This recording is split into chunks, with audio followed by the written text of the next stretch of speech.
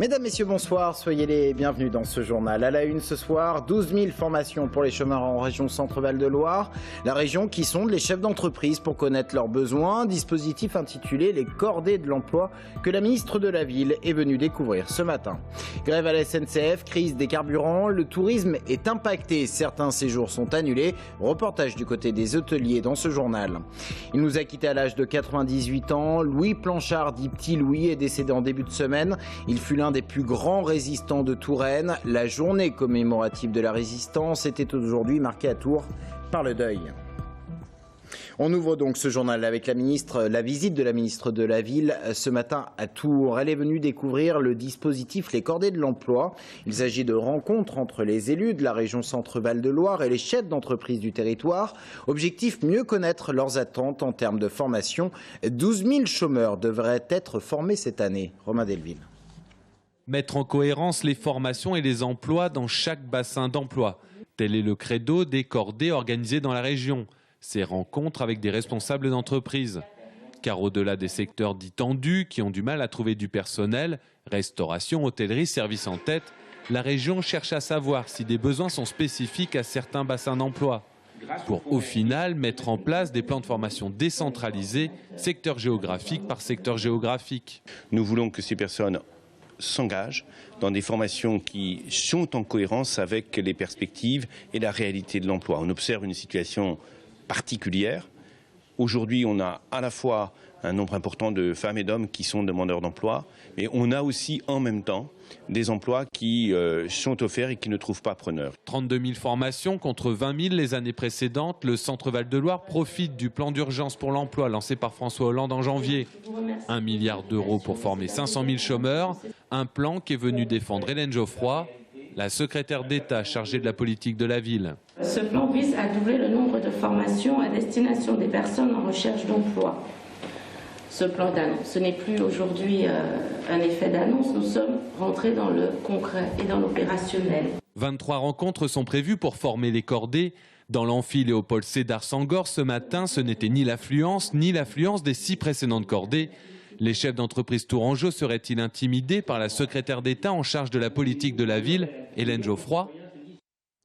Dans l'actualité également ce soir, l'impact de la crise sociale sur le tourisme, grève dans les transports, pénurie d'essence ici ou là. Les Français ont parfois annulé leur séjour par peur de se retrouver bloqués, avec des conséquences financières du côté de l'hôtellerie. Mais vous allez le voir, tout n'est pas forcément négatif. Alexandra Vives.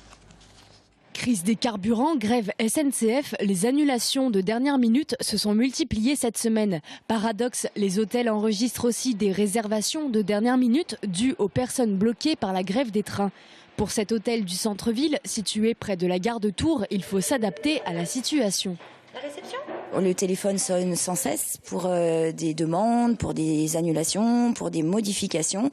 Les traitements des mails, c'est pareil, c'est très important cette semaine avec énormément de modifications. Donc évidemment, nous, on est obligé de regarder pratiquement 3 fois plus. On est plus vigilant puisqu'il y a énormément de modifications. Et c'est très très fatigant, très stressant. Une situation stressante, mais encore gérable pour le moment, bien qu'il soit aujourd'hui difficile de dresser un bilan. On identifie difficilement les annulations qui sont liées à ce facteur de crise. Par contre, ce que je peux dire, c'est que ça génère des freins et on ne peut pas maîtriser ou même identifier le nombre de réservations que nous n'avons pas pris à cause de ce conflit social. Mais il y a un réel impact qui peut aller grandissant si la solution n'est pas trouvée. Après une semaine difficile pour l'hôtellerie, le week-end devrait être meilleur. En effet, Tours accueille les assemblées générales de la Fédération française de football, ce qui devrait permettre aux hôtels de faire le plein. Un drôle de situation cet après-midi, place Anatole France à Tours. Le collectif Hollande démission a déployé une banderole réclamant le départ du chef de l'État. Derrière l'organisation, le collectif Le Réveil de la jeunesse tourangelle, identifié à droite. Face à eux, des manifestants demandant également le départ du chef de l'État, mais identifiés à gauche. L'ambiance était tendue. L'Internationale a répondu à la Marseillaise. Marseillaise sifflée par le deuxième groupe. Ils étaient en tout plusieurs dizaines. Réaction au micro de Sabrina Melout. On a voulu leur rendre visite parce que ces gens-là, clairement, ne représentent pas nos idées. Ils essayent de dire qu'on a des choses en commun. Effectivement, on n'est pas d'accord sur ce qui se fait en ce moment parce qu'on est anti-libéral. Pour autant, on n'a pas les mêmes idées. Nous, on est contre la préférence nationale. On est pour l'égalité entre les peuples. Et même si là, ils n'osent pas le dire, c'est clairement pas le message qu'ils défendent. Donc, on voulait passer la voir aujourd'hui. Aujourd'hui, je vois tout simplement la manipulation des médias. Ils ont toujours voulu faire passer le mouvement Land d'émission comme un mouvement d'extrême droite. Et ben, c'est pas du tout vrai. Parce que les idées qu'on défend, c'est des idées de démocratie, de référendum, de représentation du peuple, de la capacité du peuple à pouvoir envoyer des élus qui mentent. Et sur ces rhétoriques-là, sur ce discours-là, on est à 100% en union avec ce que peuvent dire ces camarades-là. Eh oui, c'était effectivement un petit peu agité. Place Anatole France. La journée nationale de commémoration de la résistance, marquée à Tours par le deuil. La Touraine a perdu récemment 3 de ses résistants pendant la Seconde Guerre mondiale. Parmi eux, Louis Planchard, dit Petit Louis, qui nous a quittés en début de semaine à l'âge de 98 ans. Il était l'un des grands résistants de Touraine. Amanda Breuer-Rivera.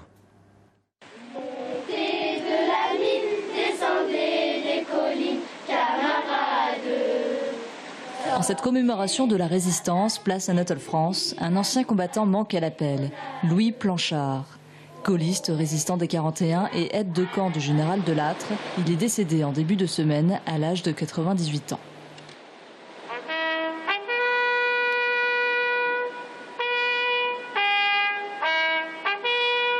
C'est la première fois que son fils a la lourde tâche de porter le drapeau sans lui, un étendard en deuil comme le montre cette crêpe noire. Son père était surnommé Petit Louis en raison de sa petite taille et de son air juvénile. Louis Planchard a aussi hérité du surnom de Trompe-la-Mort. Torturé 2 fois par la Gestapo, il a pourtant participé à la libération de Tours le 1er septembre 1944, comme on le voit sur cette photo prise sur la place Jean Jaurès. Après ce cliché, il part avec le corps franc d'Indre-et-Loire et rejoint la première armée du général Delattre pour libérer l'Est de la France. Il est l'un des rares survivants de son unité. C'est durant cette période qu'il a reçu l'une de ses plus belles médailles, la Silver Star. Il a la Silver Star américaine, qui est un équivalent, je pense, de la Légion d'honneur pour avoir fait un coup de force avec 3 ou 4 résistants à l'époque, avant qu'ils rejoignent la première armée pour avoir délivré les officiers américains. Donc il a été décoré de la Silver Star. Et comme il n'attendait pas les ordres, il n'a jamais été puni pour les avoir transcrits. C'était un fonceur. Chevalier de la Légion d'honneur, croix de guerre avec 6 citations, médaille de la résistance. Il marche jusqu'au nid de l'Aigle en Bavière, symbole du pouvoir nazi. Quelques années plus tard, il s'enrôle dans la guerre d'Indochine, puis dépose les armes en 1956. Le Petit Louis connaît alors une nouvelle vie dans la compétition équestre de haut niveau. Un hommage solennel doit lui être rendu mardi prochain à 10h30 dans la cathédrale de Tours. Un nouvel appel à la grève ou plutôt au débrayage au cinéma. Les studios à Tours pour mardi prochain. Un rassemblement est prévu à 19h. Le 21 mai dernier, la séance de 19h avait été perturbée. Les salariés dénoncent le gel des salaires, le recours aux intérimaires et la dégradation de leurs conditions de travail. Un week-end en Touraine riche d'événements en tout genre, multitude d'événements même, très rare qu'il n'y en ait autant au même moment. Dans le sud Touraine, chez Ligny, se part de centaines de roses. C'est le festival des roses qui se déroule samedi-dimanche, l'occasion d'une belle balade dans ce village classé jardin remarquable. À Saint-Cyr-sur-Loire, 250 écrivains réunis à l'occasion du chapiteau du livre, une édition marquée cette année par le souvenir de Jean-Yves Couteau, le créateur de cet événement, qui nous a quittés au début du mois de février dernier. À Mont se tient le salon des jeunes inventeurs et créateurs samedi et dimanche. Saint-Avertin accueille tout le week-end le Riding Park, plus importante manifestation de la région dédiée au sport de glisse terrestre, BMX, roller et skate. Le festival Chambray en mai à l'hippodrome de Chambray en journée et soirée avec notamment le concert de San Severino. Et puis à Tours, le festival des chorales, le Florilège vocal qui débute ce soir. Tours qui accueille également Vitilloire. 140 vignerons sont réunis en plein cœur de la ville pendant 2 jours.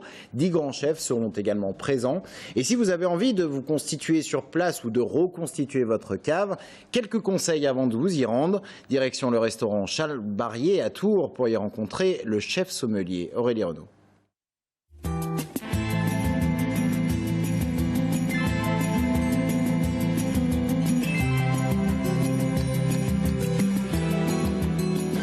Je vais vous faire une confidence. Ici, à la carte des vins de chez Charles Barrier, on a des vins qui commencent à la carte à une quinzaine d'euros la bouteille.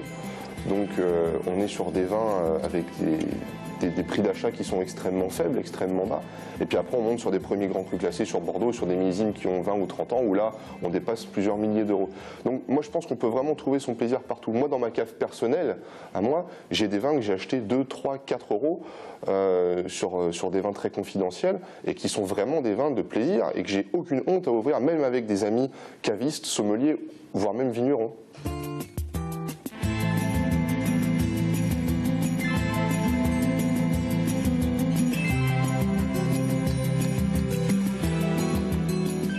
Mon sentiment, mon école à moi, c'est de ne pas négocier le prix d'un vin à l'achat, que ce soit à titre personnel ou pour le restaurant.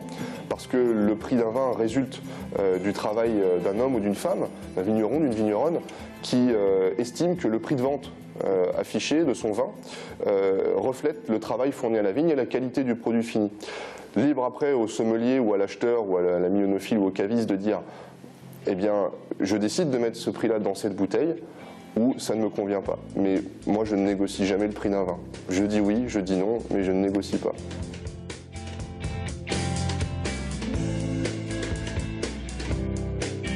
Boire un verre d'eau tous les 2-3 verres de vin, recracher bien entendu, prendre du temps, manger, bien s'alimenter, c'est aussi nécessaire pour goûter. Et puis si je pouvais donner un dernier conseil, si on devait aller déguster, que ce soit dans un domaine ou sur un salon, c'est d'y aller lorsque les papilles sont en appétence, c'est-à-dire en milieu de matinée par exemple, ou alors en fin de journée.